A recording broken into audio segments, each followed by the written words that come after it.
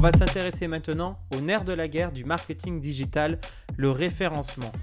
On l'a vu dans la vidéo précédente, le fait pour une entreprise d'être trouvée par un moteur de recherche est primordial. Elle doit veiller à son référencement, c'est-à-dire à sa position dans les pages de résultats d'un moteur de recherche qu'on appelle les Search Engine Result Page. Elle doit optimiser son référencement pour être dans les premiers résultats, car il y a un chiffre à retenir absolument, c'est 93%. 93% des internautes effectuant une recherche sur Internet ne consultent que la première page de résultats. 93%, c'est énorme. Ça veut donc dire que si vous êtes sur la seconde page, seuls 7 internautes sur 100 consulteront cette page. Et ce chiffre s'effondre concernant la troisième page ainsi que les suivantes. Alors quels sont les différents types de référencement? On va en voir deux grands types, les deux principaux, c'est le SEO et le SEA. On commence avec le SEO. Le SEO pour Search Engine Optimization, ou en bon français, optimisation du référencement naturel. Alors quel est son objectif? C'est d'améliorer sa position sur les SERP de manière naturelle. Mais alors comment? Eh bien, on va s'intéresser au fonctionnement des moteurs de recherche et des spider robots pour répondre aux critères d'analyse. Par exemple, on va optimiser les mots-clés, les balises, les liens URL. Il faut savoir en plus que dans le SEO, les statistiques du site sont prises en compte. Par exemple, le nombre de clics, le taux de rebond. Si un site a énormément de clics, il va apparaître à une place plus favorable lors d'une recherche. Voici un exemple. On va imaginer que je suis à la recherche d'une école pour un BTS NDRC. Et on m'a parlé de l'ICFA, mais je ne connais pas. Je vais sur Google et je tape BTS NDRC ICFA. Si le webmaster de l'ICFA souhaite apparaître en haut des pages de résultats, sur les SERP, il doit absolument choisir des mots-clés pertinents comme BTS, NDRC et ICFA dans le code HTML de la page d'atterrissage. Vous vous rappelez, on en a parlé sur le dossier 3.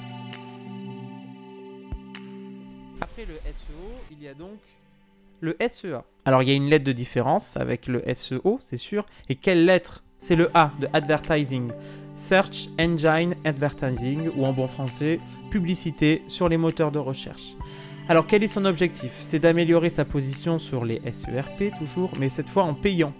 Alors comment ça se passe? Eh bien en fait, l'entreprise, l'organisation ou le propriétaire du site réalise un achat d'annonces en achetant des mots-clés. On va y revenir juste après. La plateforme inévitable pour réussir à faire du SEA, c'est la plateforme numéro 1 en France avec 90% des investissements des annonceurs, c'est Google AdWords. Alors, je vous propose de regarder un exemple et juste après, on va explorer plus en détail Google AdWords. Dans cet exemple, je cherche à m'acheter une nouvelle voiture. Je vais donc dans Google et je tape « Acheter une voiture ».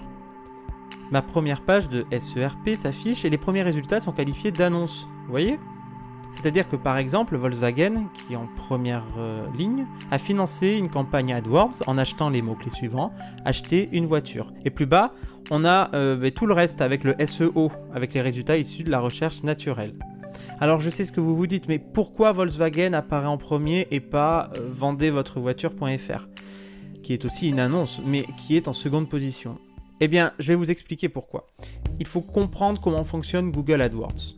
Tout d'abord, chose originale par rapport à la publicité, c'est que l'annonceur, celui qui paye la campagne de pub, ne paye que lorsque l'internaute clique sur l'annonce. Du coup, l'annonceur ne paye que pour des internautes a priori intéressés. Ça s'appelle le coût par clic, le CPC.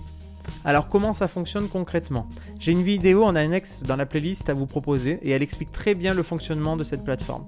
Je vous invite à cliquer en haut à droite pour la visionner.